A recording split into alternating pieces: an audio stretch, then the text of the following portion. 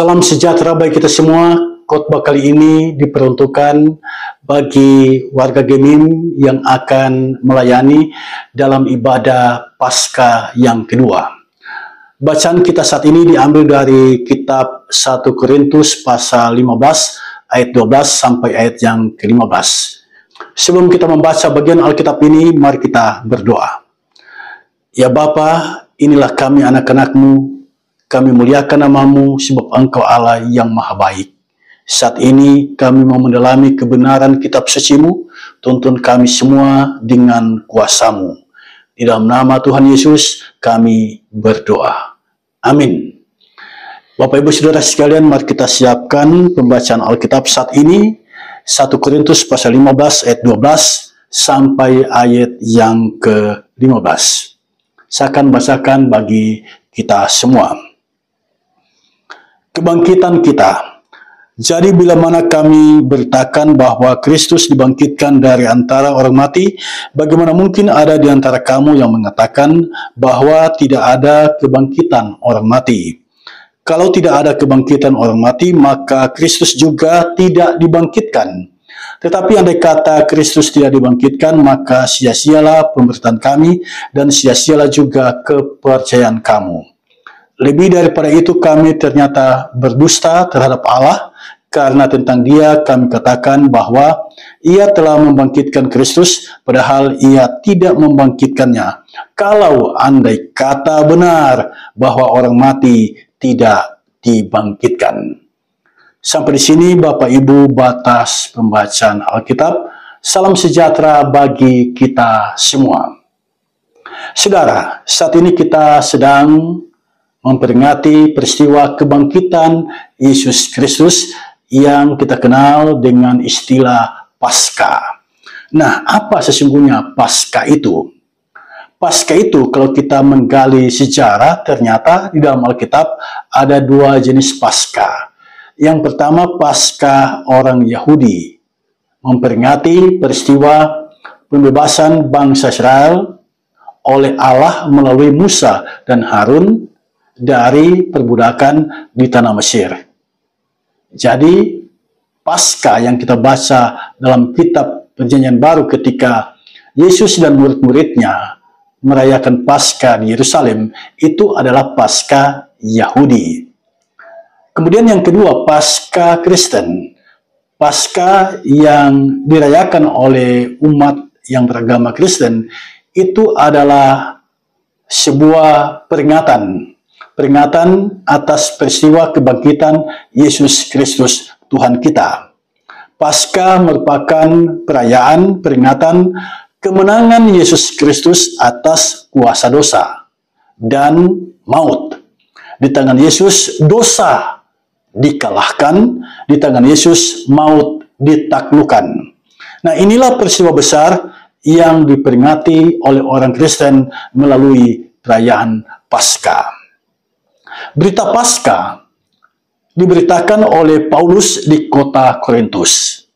Kita tahu bersama kitab ini ditulis oleh Paulus pada tahun 56 Masehi. Nah, ketika Paulus memberitakan tentang kebangkitan Yesus Kristus, bagaimanakah reaksi orang-orang di kota Korintus? Apakah mereka menerima apa yang disampaikan oleh Paulus? Dari ayat 12 bacaan kita tersirat muncul reaksi dari beberapa orang di kota itu yang mengatakan tidak ada kebangkitan orang mati. Kalau Paulus katakan ada kebangkitan orang mati, maaf, kami tidak percaya itu. Mana mungkin ada kebangkitan orang mati? Tidak ada kebangkitan orang mati. Nah, kita tidak tahu siapa mereka ini, dari kelompok mana, dari golongan mana. Tetapi banyak orang menduga bahwa mereka adalah orang-orang yang beraliran filsafat Platonis Yunani yang memandang tubuh kita ini jahat sehingga mereka tidak percaya adanya kebangkitan orang mati. Ini tantangan hebat dalam memberitakan Injil. Di sini kita melihat iman Kristen berhadapan dengan filsafat Yunani. iman Kristen berhadapan dengan logika manusia. Doktrin iman berhadapan dengan logika manusia. Nah, kepada jemaat di kota Korintus, Paulus mengajak mereka coba ikuti alur logika filsafat ini. Jika tidak ada kebangkitan orang mati, itu berarti Kristus tidak dibangkitkan. Sementara faktanya, Kristus dibangkitkan. Dan ada banyak orang yang menyaksikan itu. Bukan cuma 1-2. Yesus pernah menampakkan diri kepada 500 orang saudara. Jadi banyak orang yang menyaksikan Yesus itu benar-benar bangkit. Nah, jika Kristus tidak dibangkitkan, itu sangat berbahaya bagi kekristenan. Paulus menunjukkan kepada kita, ya, lewat bacaan ini, apa bahaya bagi kekristenan jika Yesus benar-benar tidak bangkit. Yang pertama, sia-sia pemberitaan tentang Yesus Kristus. Perhatikan ayat yang ke-14. Tetapi andai kata Kristus tidak dibangkitkan, maka sia-sialah pemberitaan kami dan sia-sialah juga kepercayaan kamu. Jadi yang pertama yang disebut sia-sia di sini adalah pemberitaan Paulus dan kawan-kawannya. Sia-sia berkhotbah jika Kristus tidak dibangkitkan. Apa yang dapat diberitakan dari seseorang yang selama ini berbuat baik kepada banyak orang, tetapi pada akhirnya dia mati dan tidak bangkit-bangkit? Apa yang dapat dibanggakan dari situ? Bukankah ada banyak orang yang seperti itu, menabur kebaikan kemudian mati dan tidak bangkit-bangkit?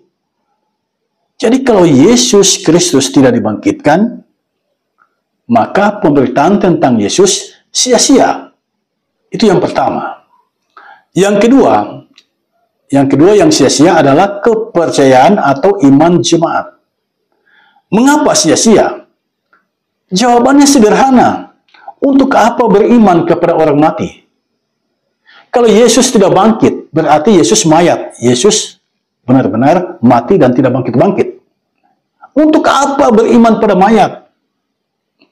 Sia-sia kita beriman kalau Yesus tidak bangkit.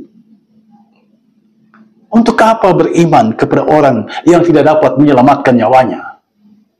Kita beriman pada Yesus karena kita menyaksikan melalui kesaksian kitab suci bahwa dia benar-benar bangkit. Dia berkuasa atas kematian sehingga kita beroleh sukacita bahwa di dalam Yesus ada kuasa kebangkitan. Yang ketiga, Paulus merasa berdusta, mengatakan Allah membangkitkannya dari antara orang mati, padahal Kristus tidak dibangkitkan. Itu andai kata Kristus tidak dibangkitkan. Paulus merasa dia berdusta. Perkataan Allah itu dapat dikatakan benar jika Yesus benar-benar bangkit. Tapi kalau Yesus tidak bangkit, maka apa yang Paulus beritakan bahwa Allah membangkitkan Yesus dari antara orang mati, itu tidak benar. Nah, dari sini kita paham betapa pentingnya doktrin kebangkitan orang mati. Di kalangan orang Yahudi ada mazhab yang tidak percaya kebangkitan orang mati. Dalam kitab suci, kitab Injil kita membaca, ada yang disebut Saduki.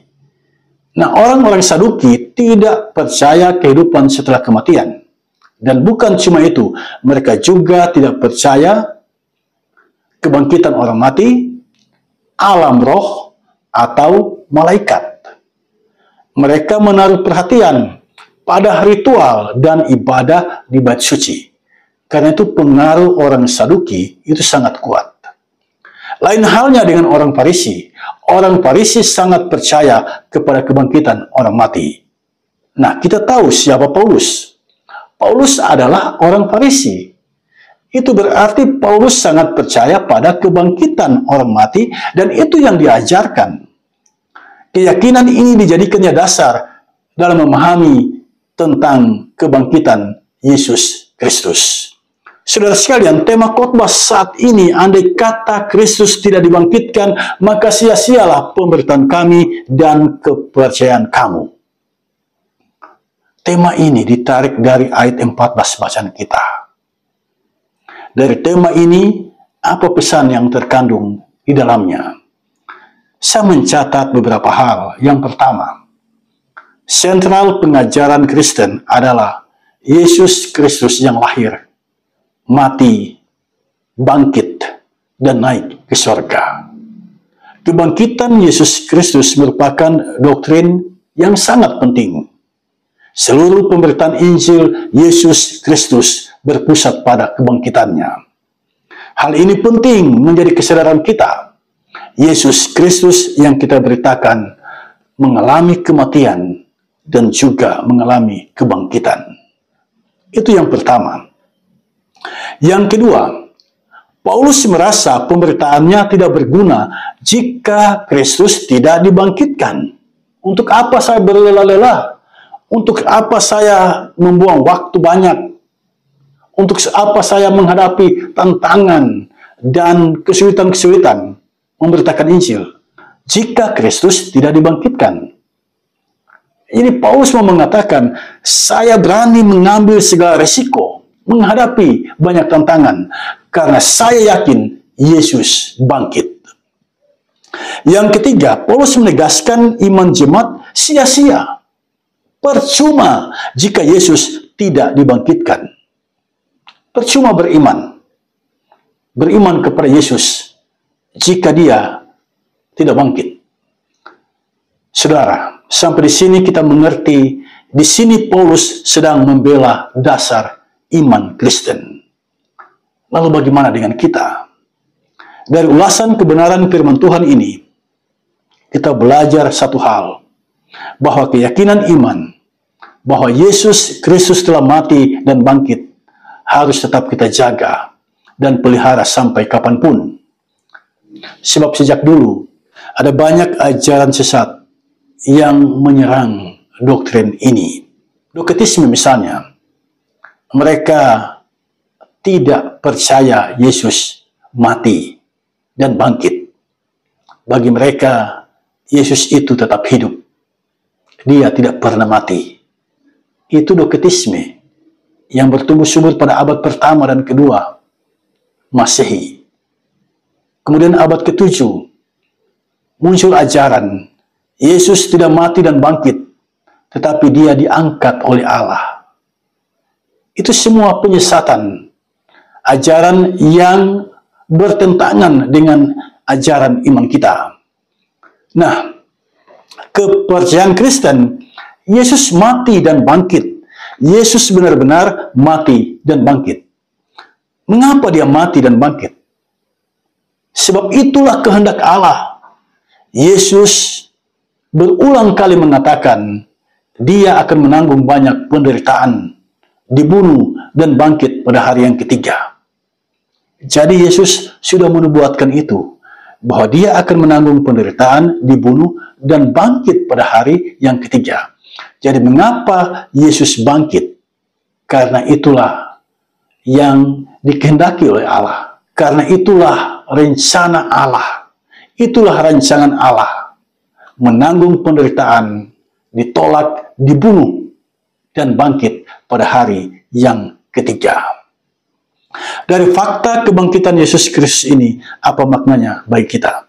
Saya mencatat 3 hal penting. Yang pertama, maut atau kematian tidak lagi menjadi sesuatu yang menakutkan bagi kita.